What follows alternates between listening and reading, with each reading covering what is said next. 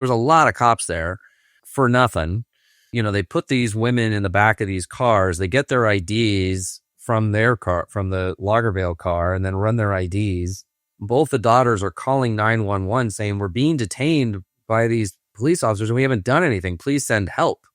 And finally, the police take their phones from them so that they can't try and get help any longer. And these officers had dug themselves into a hole and couldn't figure out how to gracefully get themselves out of it. Of course, it was saying, I was wrong. I'm sorry. Is there anything we can do to make up for this and show them on their way? But they didn't do that until the sergeant came. And eventually it's a sergeant who shows up, who is the one that speaks with each of the women and releases them. Brian, you remember numbers well. What was the verdict? Well, the verdict, that's a round number. It was $2.75 million for each of the plaintiffs, 3 plaintiffs, total of $8,250,000.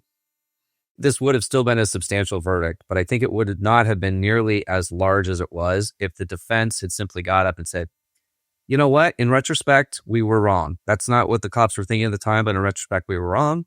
We're really sorry what they went through. That's not what we're about. And you should compensate them each, $100,000 or $150,000 or something. I think that would have had a dramatic effect on the case, but instead they went the other direction and tried to attack.